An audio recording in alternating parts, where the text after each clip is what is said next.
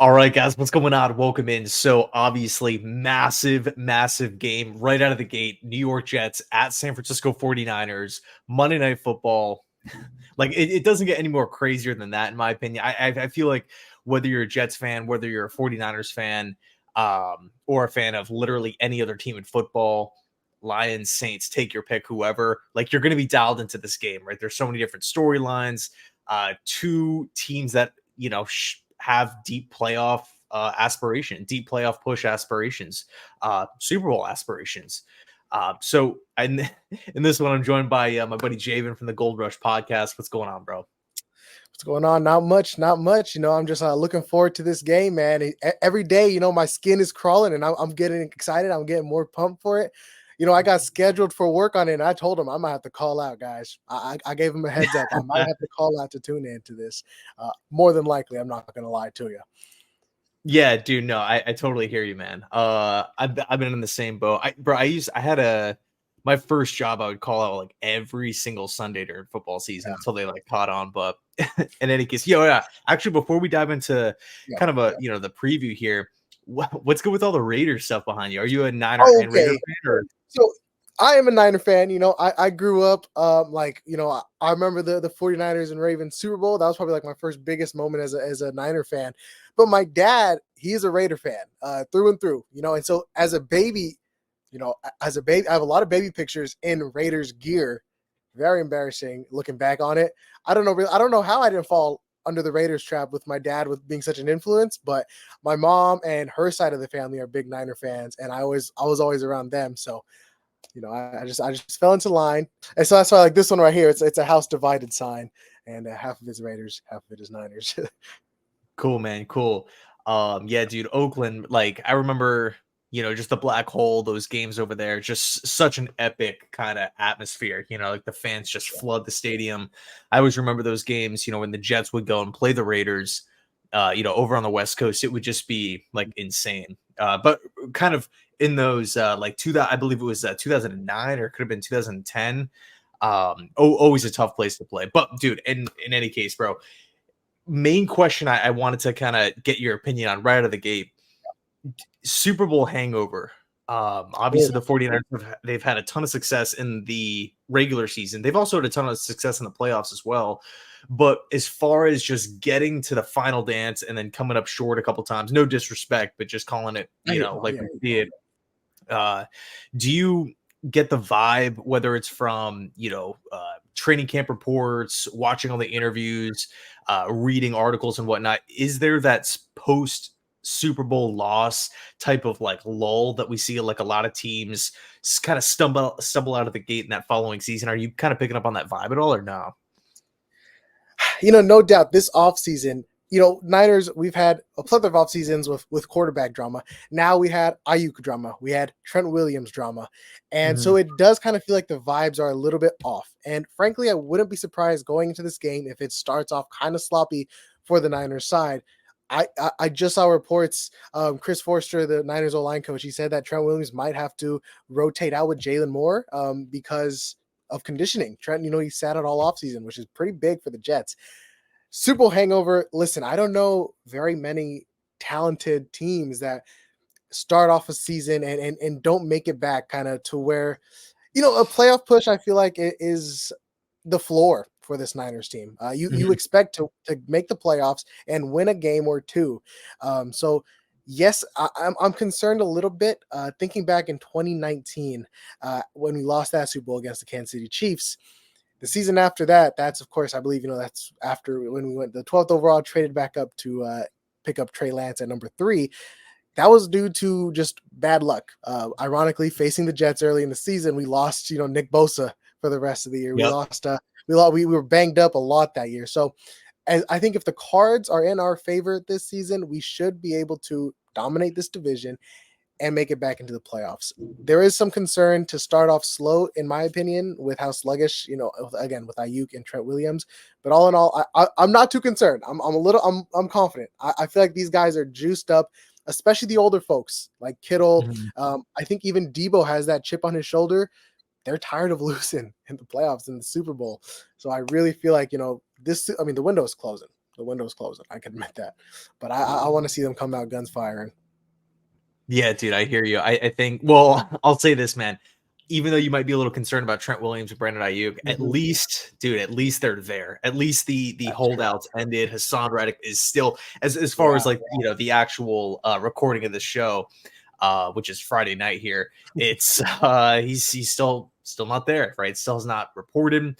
You know, it's tough, man, because he was one of the big acquisitions that the Jets made this offseason, as you know, and we let Bryce Huff walk, and we let JFM, or we traded JFM to the Denver Broncos for a minimal return, a 2026 sixth round pick, which it's tough because JFM and Bryce Huff were, even though JFM spent time with the LA Rams, actually it could have been St. Louis Rams, but in any case, it kind of felt like both of those guys were homegrown. They made a name for themselves with the Jets, and to see both of those guys walk out the door and to replace them with Reddick, and then for him to potentially start skipping regular season games, it's a tough pill to swallow. But I know it kind of seemed from afar. Correct me if I'm wrong. It kind of feels like you have Trent Williams on the left side, but there's a couple of holes on the offensive line. It's not like a fully stacked unit like Detroit or something like that. What's kind of your take on facing the Jets without Hassan Reddick, assuming he doesn't play? Do you feel like you guys are gonna, be able to protect Purdy and be able to, create holes for McCaffrey and whatnot, or are you thinking, I don't know about this O line? Yeah, so this is one of the things that I said that I'm really looking forward to watch how this O line stacks up against a really, really good pass rush. I mean, PFF has the Jets D line ranked at number 1, even without Hassan Reddick. You've got some young guys on the edges there, Jermaine Johnson and Will McDonald. I think that whoever lines up on Colton McKivitz on that right side, which I think the Jets should put Jermaine Johnson out there, they're going to have a big game. This could be a Jermaine Johnson breakout game. I mean, and of course, when you're talking about the Jets, I got to talk about big Quinion Williams in that middle there. I would like to see, it's going to be a big test for Dominic Pooney, who I believe was our 3rd or 4th round rookie. He's looked really dominant in the preseason. And so that's going to be a big test for Pooney going up against a really good defensive tackle. I think that the pressure up the middle is going to be really big for the Jets. And it was always kind of a concern for Purdy, being a smaller quarterback. Pressure up the middle is not what you want for your small guy. And that's kind of what we saw. That was tough last season, especially. The Niners O-line was ranked for PFF, number 24. It's bad. It's bad. I'm very concerned. And ironically, I was thinking Hassan Reddick, he was the guy that pretty much ended the Niners season just 2 years ago, broke Purdy's elbow. And now Leonard Floyd, he kind of ended the Jets season, Yeah, unfortunately. So I thought that was pretty ironic there, looking at that. Yeah, dude, that's actually pretty insane if you think about it. I feel like Hargrave is in for a big season with you guys, like a bounce back year, because I mean, you guys paid him a ton. If my memory serves me correctly, and to be honest with you, like you're looking just across across the landscape of that Niners defense, it's it's insane, man. Ward, I know Lenore has had a fantastic training camp. Yeah, I'm looking forward to Lenore. Yeah, looking forward to Lenore and Garrett Wilson battling. Unless if they choose to have Ward follow Wilson, but I really want to see Lenore out there. So, do you know if under Nick Sorensen, your guys' new DC, Mhm. does he let Ward follow the one, or is it just strictly left and right corners? So it depends a lot. I know when we played Seattle, Charvarius Ward would follow DK Metcalf specifically, but I believe Ward said that was Shanahan's call. So I think that Shanahan has a play in kind of what goes on. Hmm. And I said I want to see Lenore and Wilson, but I think Lenore is going to be more of a slot guy for us this year. So I think if Wilson is lining out wide, then I would like to see Ward follow him, especially because the next starting cornerback is going to be Renardo Green, probably a rookie, and I think that Wilson is just going to feast on him. I'm a big fan. I think Renardo Green has some potential in him, but his first game going up against a talented guy like Garrett Wilson, with Aaron Rodgers throwing him the ball, it might get ugly. Yeah, do no doubt. So, I guess we can kind of shift over to the offense. And I think this is kind of the biggest. See, I'm like as a fan, I'm more of a defensive guy, so I'm looking Mhm. forward to like the Jets defense going up against you guys, or Yeah, sorry, your offense, Purdy and whatnot, yeah. being able to really just set the edge, attack the edge, make sure McCaffrey and these guys don't bend that corner and then it's just, north and south style football. I just, I, to be honest, I do feel like we have the speed on defense to handle Yeah, that. But just again, as a fan, I'm really excited to see how this defense looks. But I think from like a national media perspective, it definitely feels like it's the Jets offense going up against the Niners defense. The whole, well, of course, you got Rodgers coming back from injury, but you get the Rodgers 49ers rivalry yeah, because of the yeah. draft slip and stuff. Not taking them number one overall. All these small storylines, the Garrett Wilson Ward kind of back and forth. I didn't really think it was that big of a deal, but some people really kind of blew it up. But a lot, and of course, the Jets have superstars offensively in Tyron Smith and Brees Hall. And then the Niners, like we were talking about, they have superstars on defense with Yeah. Bosa and Fred Warner and Ward. But like as far as like an offensive standpoint goes, I really want to run the rock. I've play to your strengths. If I'm the New York Jets, right, feed the young running backs, Braylon Allen, Isaiah Davis, get these guys involved, of course, along with Brees Hall, and then hopefully in the second half, when we're having success there, and you're forcing San Francisco to come up and tackle all first half, that's when you can really start hurting the Niners over the top or over the middle of the field. That's kind of off of play action, of course, with Rodgers. That's kind of my mindset going into the game, as opposed to, first game back after missing an entire season. Let's just drop Rodgers back 40 times a game and have Bosa and Hargrave and all these different guys, Leonard Floyd, just tee off on him. So, and it's not to say that, if Rodgers drops back and throws it a lot, in the first half, he's going to just get sacked a ton. But I just like the mindset of, okay, let's stick to the ground game. What's kind of your takeaway on the Jets offense versus the Niners defense? What are you looking forward to? Yeah, man. I mean, I'm right there with you. I think I kind of want the Jets to pound that rock a little bit, though, because I want to see how the Niners tested that. They were a really bad run defense last year. I mean, the guys were running all over us. I remember Mhm. Aaron Jones against the Green Bay Packers. He was slicing and dicing. So I do want to see a talented running back in Brees Hall, what he can do to this Niners defense. Uh, Again, you mentioned Javon Hargrave. I really want to see him be able to clog that middle. They traded for Malik Collins from the Houston Texans just this year. He's a big guy, had a solid Yep. preseason. So again, I really just want to see that our big boys clog up that middle. No Eric Armstead, going to be a little bit different because he was such a big guy. But I always felt like he did kind of get tossed around in the run game. Also, no Javon Kinlaw. He's over on y'all side there. So yeah, Yep. I want to see these new interior D linemen really pick up the pace, and I'm curious to see our linebackers also with no Dre Greenlaw, I believe. Yeah, so he's going to be out to see how they can react to the run and stop that before it gets going. See, dude, even like without Greenlaw, I feel like you guys are going to be fine defensively. Like not necessarily just for like this week one game, but just like Mhm. throughout the course of the season. I think your linebacking core is good, and I think the Niners do a really good job. And we've seen this from the Jets, but Saul, of course, came from the Niners. They do a really good job of developing linebackers, Yeah. in my Oh opinion. yeah. Well, really developing a lot of different positions, but specifically like with linebackers for what San Fran wants to do. Yeah, and that's what I was gonna say. We talked about the edge rushers with Hassan Reddick being out. I'm not too concerned. If I'm the Jets, I'm not too concerned with Jermaine Johnson, Will McDonald, though they're young.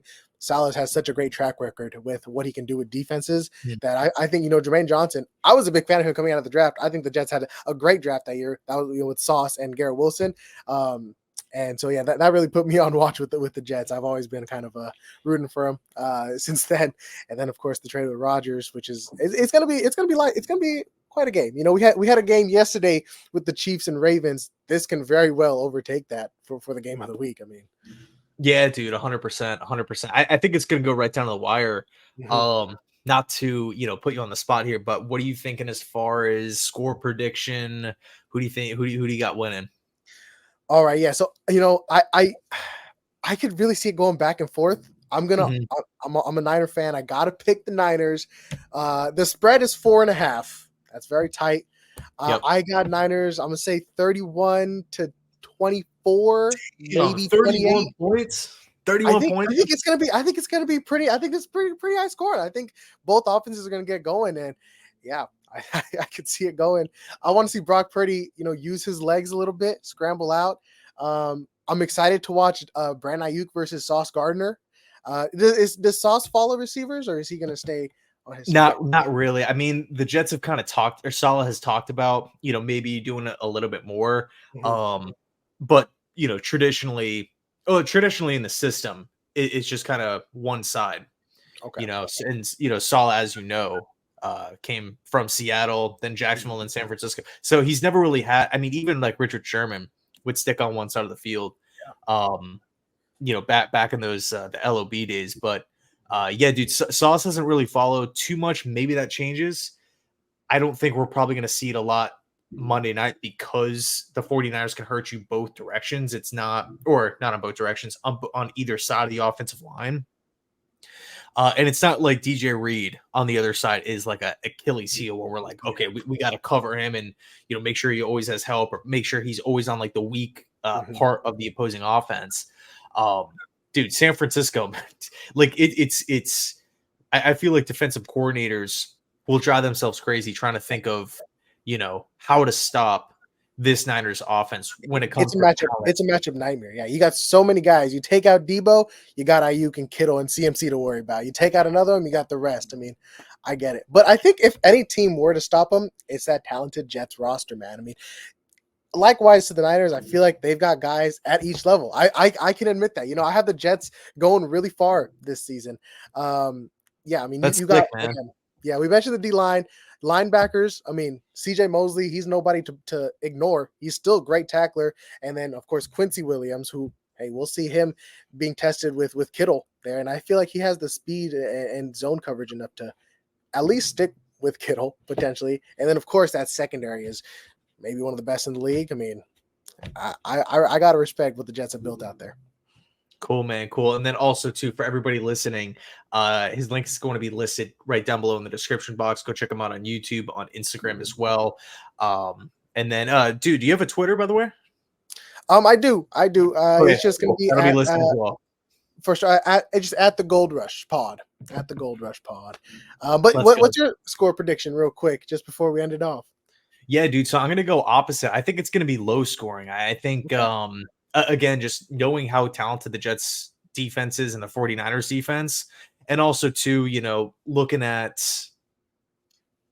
looking at the 49ers weaknesses on the offensive line, I think we're going to have a lot of success there. And then, if you flip it, I do think it might take Rodgers a little bit to get, I don't think we're going to see a 300-yard, 400, some insane statistical day from Rodgers. If anything, I think it's just going to be a lot of ball control going up and down the field, eating a lot of clock from both sides. But ultimately, I think both defensive schemes do a good job in the red zone too. Like it's just hard to, once you have that wall behind you, and everything is condensed, the zone coverage is just lethal from both sides here. But yeah, I'm gonna go Jets 20, Niners 17. But literally coming down to like a last 2-minute drive or 4-minute drive, in the fourth quarter, something like that. Yeah. I can see if the Niners do go down by, I would say, like 10 plus points, it's going to be an uphill battle. And frankly, I might lose hope if we go down 10 points. That might be wraps because of how talented this Jets team is and how smart Rodgers is with the ball. Yeah, dude, I'll say this, man. Like whoever loses, on week one, like it's not the end of the world. Obviously, whatever, it's week one, but it's the AFC, NFC, so it's not like you're losing a divisional game. And on top of that, man, like half the league is 0-1. That's so true. it's not. Oh, wow. Great way to put it. Yeah. I mean, so it's not like you're going to be in the hole. You're 0-5, 0-6, or you're in this wild card race or any. Like, of course, the game. Of course, obviously, it matters so much, but it's a lot different than the Jets and the Niners squaring up in week 15, week 16. Then it's just like, holy crap, like there's so much happening. But because it's so early, I think there might be a little bit of rust from both sides again, with Trent Williams and Ayuk and stuff. And then from the Jet side of it, we did have a lot of injured players. It's not just Rodgers, it's AVT coming back, and Tyron Smith missed time last season. Morgan Moses missed some time. So Mike Williams, obviously, he's going to be on a snap count. But yeah, dude, we'll see. But dude, I know I said 15 minutes and we're approaching 20. Oh, So I it's all good. appreciate you It's coming all on a good. Friday Yeah. night. Oh yeah, for sure, for sure. We're gonna see Rogers. Something is gonna. I think one of his streaks. He 6-7 versus the Niners, and I believe he's undefeated or something like that in Monday night games. I saw some crazy stat like that.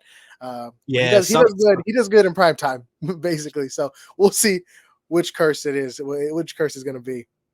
awesome, man. Awesome. Well, yeah, dude. Thanks so much for hopping on. Thanks so much for Of everybody course. tuning in, watching, hanging out. And as always, go Jets.